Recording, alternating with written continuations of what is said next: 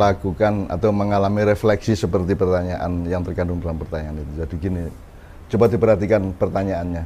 Saya mengalami banyak ujian, terus saya juga thariqat, tapi kok makin banyak ujiannya. Terus saya mohon nasihatnya. Saya mengasumsikan, kenapa kamu berkesimpulan bahwa tirakat atau thariqat itu menghentikan ujian? Implisit mungkin dia membayangkan tirakat kudune ujiannya lerengan gitu. Lho ndak. Tirakat itu kalau kamu bisa menjawab ujian SD maka kamu naik ke SMP dan akan menjawab ujian SMP. Kalau kamu dengan tirakat selama SMP kamu menjawab ujian akhir SMP maka kamu akan berhadapan dengan pertanyaan ujian SMA. Jadi kalau memang mau dikaitkan justru thariqat atau tirakat. Nah, nanti secara khusus kita harus ngomong tirakat tuh ya, tirakat. Thariqat atau tirakat itu justru menggambarkan beberapa hal. Satu, melegitimasi perkenan Allah atau penilaian Allah bahwa kamu bisa menjawab satu tingkat ujian. Kemudian Allah melihat bahwa kamu punya daya atau kelayakan yang lebih tinggi, maka Allah kasih pertanyaan berikutnya atau ujian berikutnya. Kan begitu. Yang kedua, dengan banyak tirakat tapi ujian semakin seru, itu berarti Allah memberi petunjuk kepadamu bahwa kamu punya kemampuan lebih daripada yang kamu sangka. Kan begitu kan. Maka dikasih ujian berikutnya. Tetapi kita kembali ke soal tirakat itu kan dari kata, itu bahasa Jawa yang diambil dari kata thariqah bahasa Arab. Di dalam ma'iyah kita sudah tahu bahwa hidup ini kan semuanya kan berjalan. Semuanya berupa jalan dengan idiom dan bahasa yang menggunakan kata jalan. Jadi misalnya sirot, itu ya jalan. Syariat ya jalan. Thariq itu ya jalan. Terus apalagi? Sabil juga jalan. Nah, thariqah adalah jalan yang ditempuh secara batin oleh manusia. Jadi mungkin kamu kerja di pasar, tekun tiap hari, tapi kan ada pengalaman batin dalam bekerja fisik di pasar itu. Nah, pengalaman batin dan laku batin itu namanya tirakat. Artinya ada orang yang mencangkul dan dia tidak punya tirakat cangkul. Maksudnya gini, dia mencangkul hanya tangannya, kakinya yang berkeringat, tetapi dia bukan sedang melakukan pencangkulan rohaniah. Jadi misalnya kamu kerja ngojek apa, jualan apa, online apa segala macam, kan akhirnya tergantung thariqatmu. Thariqatmu apa? Kamu ini dalam rangka mendapatkan uang, apa dalam rangka berjuang untuk anak istrimu, dalam rangka untuk mengabdi dan bersyukur kepada Allah, ataukah dalam rangka apa? Itu yang menentukan kadar atau wilayah atau tinggi rendahnya thariqatmu atau tirakatmu tadi. Nah, tetapi kita harus punya asumsi dasar bahwa tirakat itu tidak secara resmi merupakan jalan untuk menghentikan ujian.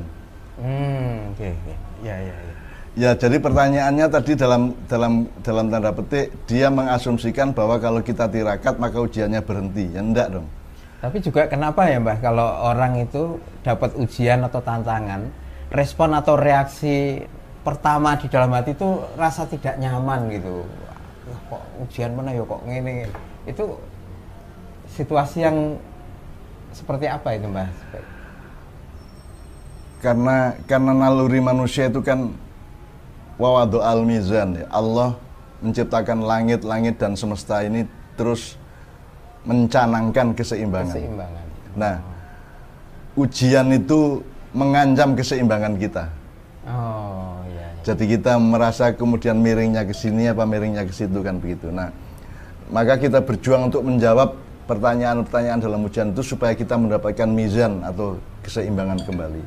Dan itu Allah bilang wasama arafa'aha wa wadu'al mizan. Allah meninggikan langit dan meletakkan keseimbangan. Keseimbangan. Equilibrium atau pendulum atau apa segala macam ya. Itu kan berlaku berarti untuk kita juga. Jadi kita ini punya langit, punya bumi, punya tanah. Bukan alam semesta fisikal yang kita lihat ya. Karena nanti kita akan sampai kepada jawaban pertanyaan yang mungkin berikutnya yang kita menjelaskan soal ini. Tapi intinya adalah bahwa manusia itu menurut wacana Islam diciptakan mengacu kepada profilnya Allah sendiri. Jadi kalau Allah punya Asmaul Husna, maka serbu Asmaul Husna itu ada dalam diri manusia. Jadi kalau Allah maha keras tapi juga maha lembut, itu ada pada manusia. Allah maha penyayang tapi juga maha pemarah, itu juga ada pada potensi manusia. Nah, maka semua alam semesta ini ada dalam diri manusia. Makanya di dalam maknya kita sering ngomong pemahaman mengenai mikro dan makro kosmos itu ada dua macam. Kalau kita ngomong materialistik atau jasadiah, manusia itu mikrokosmos yang sangat kecil di bumi, yang bahkan bumi aja sangat kecil bagi besarnya alam semesta. Kan Anda tahu betapa tidak terukurnya oleh ilmu manusia luasnya alam semesta ini. Bahkan kita sudah dikasih tahu mengenai ada Milky Way, ada galaksi Bima Sakti, ada apa segala macam, ada rangkaian galaksi yang kemudian disimpulkan itu semua berada dalam satu bulatan. Sekarang kita masih bisa meneruskan, emang hanya satu bulatan itu, kalau Allah bikin bulatannya bermiliar-miliar lagi bagaimana? Di dalam setiap bulatan Allah tadi itu ada Milky Way lagi, ada galaksi lagi, ada tata surya lagi, ada. Dan kita tidak bisa membantah bahwa mungkin saja Allah juga bikin helmi di gelembung yang sebelah sana, jauh di luar galaksi-galaksi yang kita kenal. Jadi kalau sekarang ngomong material saja, kita kan juga tidak menguasai. Kita tidak menguasai. Jadi, saya kira kalau Anda baca Quran, misalnya Anda search di Quran ujian gitu, nanti kan ada sangat banyak jawaban dari Allah. Ada banyak antisipasi yang Allah sudah sediakan. Bahkan Allah memberikan Quran dan agama itu sebenarnya untuk memudahkan kita, karena kalau kita harus nyari sendiri, kan kita nggak bisa. Misalnya hukum keseimbangan kan harus diteliti, kan harus ada riset. Tapi kan kita bisa memastikan dari ayat Allah bahwa seluruhnya itu harus seimbang, kan gitu. Nah, Allah memudahkan. Sekarang misalnya saya sering ngomong, kita bersyukur nih sama Allah nih, berterima kasih nih. Semua manusia sepakat kita harus terima kasih sama Allah. Terus bagaimana caranya berterima kasih? Terus berunding, musyawarah, konferensi, rapat kabinet. Indonesia menentukan rasa syukurnya kepada Allah, bangsa Indonesia harus gini. Itu aja belum tentu sepakat toh. Kita 3 orang saja berdebat bermusyawarah mengenai gimana caranya bersyukur kepada Allah, kan tidak akan pernah ada keputusan. Karena masing-masing bisa baik. Tapi Allah memudahkan, wis pokoknya kue sholat ping 5, kue poso Ramadan, kue nek iso kaji, kue nek iso ojo dipek dhewe harta bendamu kuwi, dibagi-bagi. Sapa wong butuh kudu kok penuhi misalnya. Sebagaimana kisah yang Nabi Musa disambati 2 orang miskin, suami istri yang hidupnya sangat sengsara, terus istrinya bilang, "Mbok kita sowan kepada Nabi Musa supaya didoakan supaya kita agak lebih enak sedikit hidupnya." Terus mereka sowan ke Nabi Musa. Nabi Musa mendoakan kepada Allah. Terus Allah membukakan satu pintu rezeki, dan Allah mengatakan, tapi hanya saya kasih 1 tahun saja, pintu ini saya buka 1 tahun saja untuk kalian berdua. Terus Nabi Musa bilang sama suami istri itu, kalian dibukakan pintu rezeki Allah 1 tahun. Nah, dalam setahun itu mereka luar biasa makmurnya, sejahtera, pekerjaannya sangat produktif gitu. Terus kayak teman-teman saya ini ya, Mbak. Ya, terus suami istri ini punya ide dahsyat. Dia bikin rumah besar yang pintunya 7. Jadi pintu di sana, pokoknya 7 pintu yang gunanya adalah untuk supaya orang bisa banyak bertamu dari 7 pintu itu. Nomor 2, dia bisa mengeluarkan makanan untuk para musafir, untuk orang miskin, untuk gelandangan, untuk pengemis, untuk siapapun. Dari 7 pintu itu dia menyediakan makanan berbagi. Kemudian ternyata tidak setahun saja. Tahun kedua mereka tetap makmur. Tahun ketiga, keempat, dan seterusnya mereka sangat makmur. Sehingga Nabi Musa tanya, loh kan Allah cuma ngasih 1 tahun untuk kalian. Nabi Musa tanya kepada Allah. Terus Allah jawab, Musa, aku membukakan 1 pintu rizki, tapi mereka membuka 7 pintu rizki. Kalau aku tidak mengabulkan 7 pintu itu, apakah kamu pikir mereka lebih dermawan dari aku? Aku lebih dermawan daripada semua hambaku kan gitu. Nah, jadi makanya Ma'iyah itu membuka pintu tidak terbatas untuk siapa saja dalam segala konteks dan segmentasi sosial, ya toh. Sehingga kita dimarahi orang, ono cah tatuan kok diterima, ono banji kok diterima gitu ya. Karena kita membuka pintu rezeki untuk semua orang. Semuanya. Dan teman-teman Ma'iyah akan belajar bagaimana saling berbagi, membukakan pintu satu sama lain. Bagaimana anak Surabaya bawa kompor, kerjasama sama anak Semarang, anak Ma'iyah Semarang sing kulaan kopi, kulaan gula, terus mereka jualan bersama di Ma'iyah Kudus, apa Pati, apa Rembang, apa Padangan, apa kolaborasi. Jadi pokoknya saya kira salah satu kunci Ma'iyah adalah sebanyak-banyaknya bikin pintu atau membuka pintu rezeki satu sama lain dengan belajar kepada dua suami istri yang oleh Allah lu kan saya malu, kata Allah, saya akan malu kalau mereka buka pintu 7 pintu saya cuma buka 1. Maka yang 7 itu juga saya ikut membuka, maka rezeki mereka juga tidak hanya 1 tahun tapi selama hidup. Gitu. Kalau kembali ke pertanyaan teman kita ini Mbak tentang tarekat dan ujian, mungkin saya ingin mendapatkan penegasan juga. Tadinya saya setelah ikut mendengarkan jawaban Mbak Nun itu membayangkan dalam bahasa saya nek bertarekat ya bertarekat saja lah, tidak usah dikaitkan dengan ujian atau tidak. Atau mungkin Torikot itu kan salah satu bentuk doa atau bentuk pengharapan kepada Allah. Terus diajarkan bahwa untuk supaya Allah mengabulkan kita perlu melakukan ABCD, misalnya puasa, misalnya baik sama anak kecil, misalnya apapun saja lah ya. Itu yang disebut Torikot adalah metode untuk mencapai kabulnya perkenan Allah kepada hidup kita yang kita harapkan. Tapi kalau dari sudut yang lain, Torikot itu kan sebenarnya kan jalan menuju kabulnya doa. Nah, doa ini kan tergantung kita ngelihatnya. Doa, ada orang berdoa, doa itu bisa merupakan pemaksaan hamba kepada Allah. Aku butuh kerjaan yang lebih besar, tinggi gajinya. Terus Allah dalam tanda petik dipaksa, dimobilisasi untuk mengabulkan itu kan begitu. Nah, maka kalau saya kan selama ini kan tidak pernah ngarani, kalau bahasa Jawa itu ngarani, menentukan bentuk doa, kecuali urusan cinta saja. Kalau cinta gimana? Kalau urusan cinta ya sudah kita mohon dicintai Allah gitu ya.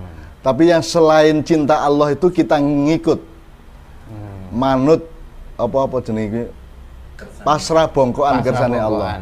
Jadi saya Torikot itu, kalau saya yang misalnya pertanyaan kedua ya. Ya Torikot itu jangan di set up hanya untuk supaya ujianmu berhenti. Nomor 2 supaya kamu dapat rezeki lebih banyak atau supaya kerjaanmu lancar dan seterusnya. Torikot itu adalah takorubmu kepada Allah. Terus nanti Allah keputusannya di dalam kedekatan hati Allah kepada kita itu bagaimana terserah Allah. Karena saya sering mengatakan Ma'iyah ini bukan sesuatu yang bisa dibangun oleh saya. Saya tidak mampu, jangankan membangun Ma'iyah,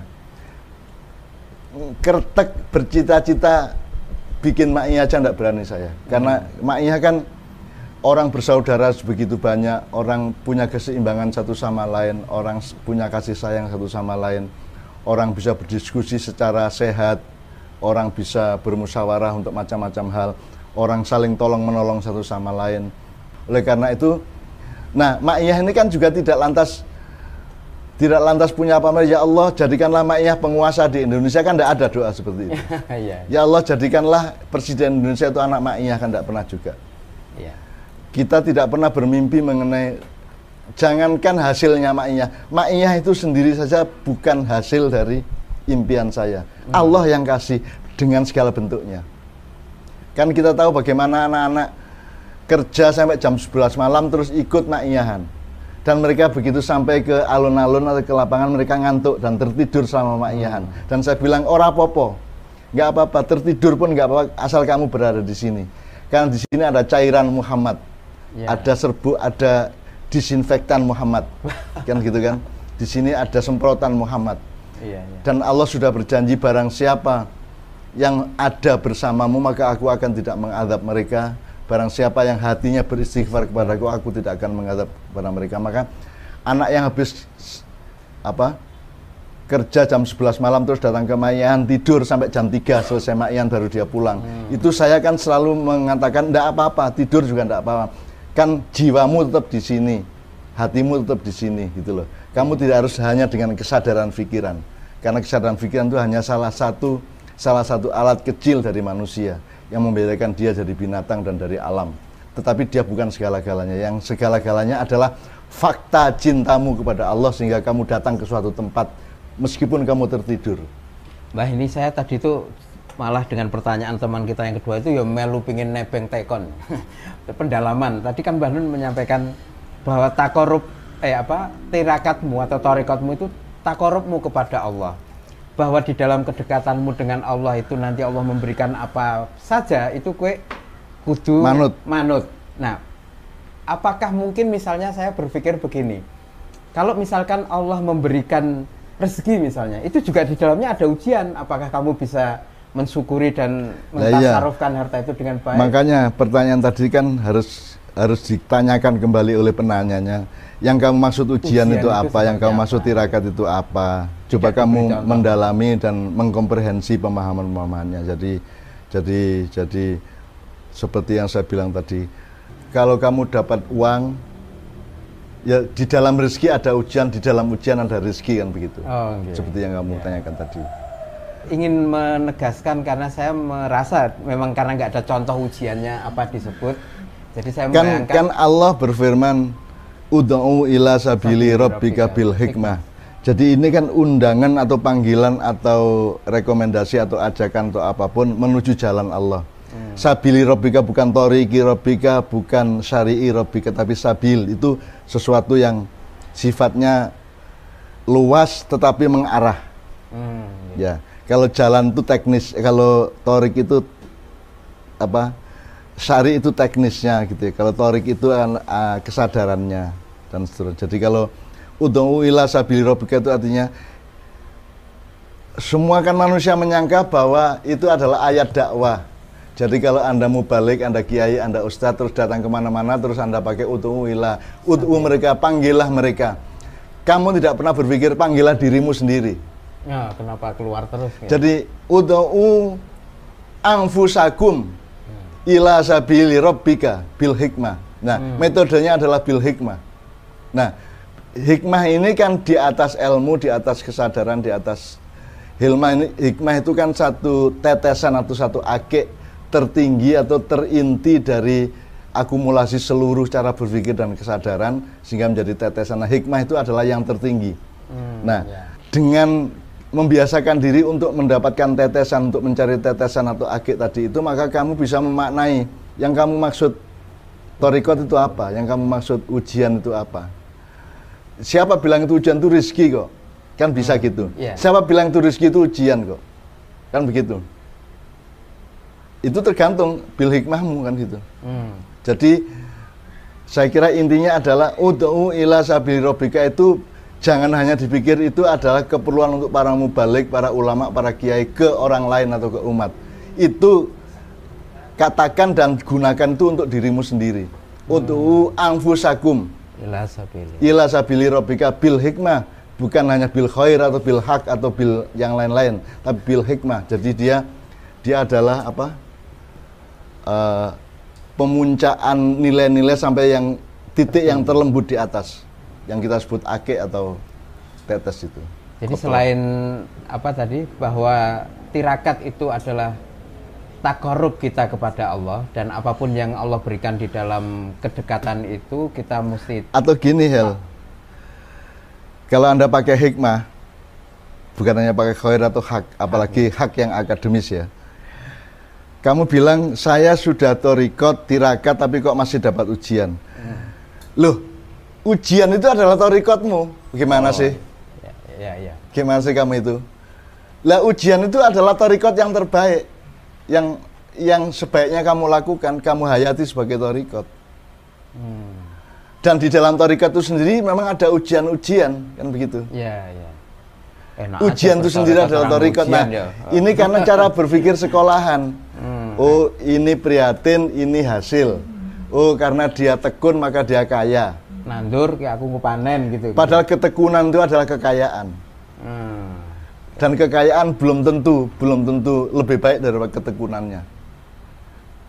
Gue pengen duwe anak tekun apa duwe anak sugih? Kan luwih apik jawabannya kan duwe anak tekun, salah satu hasilnya iso sugih misalnya, atau berhasil atau sukses atau apapun. Kan tidak mungkin duwe anak sukses, sing duwe anak jadi yang potensial, yang sifatnya potensial itu yang kita ambil. Jadi ujian harus dijadikan tarekat. Ya ujian itu tarekat, gimana sih? Jangan didikotomikan kue tarekat. Dan saya khawatir anak-anak saya yang bertanya seperti ini membayangkan saya itu sudah mencapai apa yang mereka pikir perlu dicapai manusia dan bisa dicapai manusia. Jangan dipikir saya ini orang yang sudah mencapai sehingga tidak ada ujiannya dan torikotnya. Ini saya sedang mengalami puncak-puncak torikot. Dalam tanda petik puncak-puncak ujian dalam hidup saya. Ironi-ironi, sarkasme-sarkasme dalam hidup saya. Apa namanya? Bermacam-macam fenomenologi psikologis dan fenomenologi budaya, fenomenologi kekeluargaan, fenomenologi sosial, fenomenologi politik atau apa segala macam yang saya hayati sebagai salah satu tahap atau satu genre atau jenis dari torikot yang seharusnya saya alami. Jadi kembali ke pertanyaan dasar tadi. Rekomennya apa ini Mbah? Sarannya buat lah ya ujianmu ini itu torikotmu. Nah torikotmu jangan diniatkan untuk mendapatkan hasil dari ujian. Torikot itu adalah satu lagu prihatin di dalam hati dan jiwamu dan melibatkan fisikmu yang membuat Allah sayang sama kamu, dan itu kan pencapaiannya lebih tinggi daripada harta benda atau sukses atau apapun. Lagu iki karepmu torikot ben disayang Allah apa ben untuk bojo ayu. Nek bojo ayu yang golek nang nggon senam-senam kae. Ora melu-melu. Gitu. Nek torikot untuk dicintai sama Allah ya. Iya, iya. Oke, terima kasih Mbak. Saya kira cukup jelas ya poin-poin untuk teman kita Mas MP ini yang bertanya tentang ujian dan tarekat. Mudah-mudahan Anda mendapatkan insight yang baru bagus dan ke depan Anda makin paket ya. Makin berketekunan di dalam tarekat itu. Ya, matur nuwun.